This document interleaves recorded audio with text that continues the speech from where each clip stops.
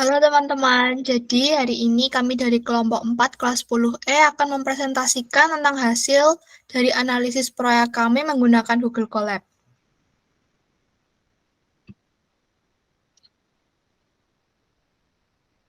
Untuk anggota kelompok, ada saya, Siren Bernadette absen 11.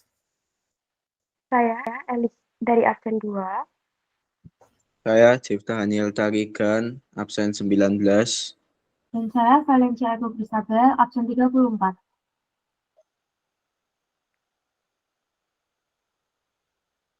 Jadi yang pertama ada deskripsi proyek.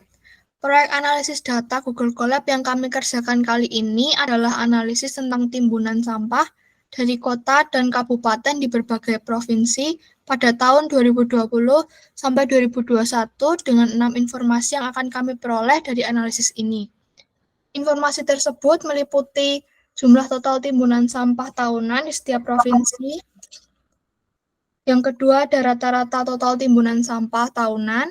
Lalu ada provinsi dengan timbunan sampah paling banyak, provinsi dengan timbunan sampah paling sedikit, grafik jumlah total sampah tahunan di setiap provinsi, kategorisasi dan visualisasi rata-rata timbunan sampah di setiap provinsi untuk seluruh tahun, dengan ketentuan kategori provinsi hijau jika rata-rata timbunan sampah kurang dari 100.000 ton, lalu ada kategori provinsi oranye jika rata-rata timbunan sampah kurang dari 700.000 ton.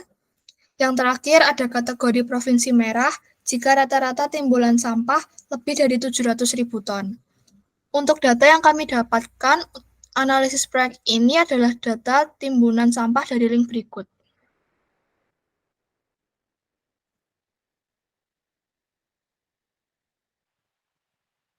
Dilanjut dengan langkah proses pengerjaan. Untuk persiapan awal atau project manager, kami menentukan pembagian tugas, menyusun rencana project, menentukan tujuan utama project, dan menganalisis kebutuhan data yang akan diterapkan pada Google Colab. Selanjutnya menggunakan dengan analisis dan perancangan, sistem analis. Menganalisis kebutuhan data yang kami butuhkan dari link yang sudah disebutkan oleh Siren, link tumpukan sampah, dan menyusun desain visualisasi hasil mengolah data.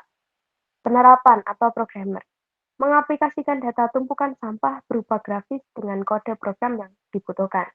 Yang terakhir yaitu pengujian dan pelaporan akhir atau tester. Menguji fungsi coding dalam proyek dan menyusun hasil proyek yang berupa PPT dan juga laporan kemajuan serta akhir. Selanjutnya untuk komponen berpikir komputasional. Yang pertama abstraksi, mencari intisari permasalahan dan fokus pada pencarian solusi. Penerapan yang kami lakukan dari abstraksi ini yaitu untuk mencari tahu kesalahan dari data yang dianalisis melalui Google Colab saat terdapat kesalahan atau kebanjiran sehingga data gagal terdeteksi oleh sistem. Yang kedua, algoritma, menyusun langkah berurutan untuk mencapai solusi masalah. Penerapan yang kami lakukan adalah mencari kesalahan yang membuat data tidak dapat terdeteksi oleh sistem dan mengerjakan kembali sesuai langkah-langkah yang ada. Yang ketiga, dekomposisi. Formulasi persoalan supaya selesai dengan cepat, efisien, optimal dengan alat bantu komputer. Penerapan yang kami lakukan adalah mencari tahu bagian-bagian yang membuat data tidak dapat terdeteksi oleh sistem dengan mencocokkan kembali data-data yang telah dimasukkan dengan data yang seharusnya. Selanjutnya adalah pengenalan pola, mengenali pola persoalan untuk menyimpulkan tahapan penyelesaian masalah.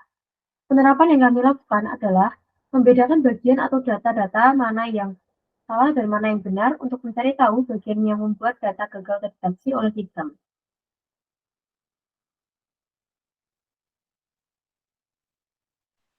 Dan yang terakhir, saya akan membahas tentang pembagian tugas.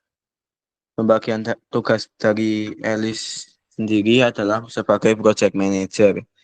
Project manager melakukan penyusunan laporan kemajuan, laporan akhir, serta menjadi editor. Yang kedua, tugas dari Siren. Tugas dari Siren sendiri adalah tester, antara lain menjadi penyusun laporan kemajuan, laporan akhir, dan penyusun PPT. Dan tugas saya sendiri adalah sebagai programmer yang merancang kode codingan. Dan tugas yang terakhir dari Aiko menjadi sistem analisis. Sistem analisis sendiri mengerjakan penyusun laporan akhir serta penyusun PPT.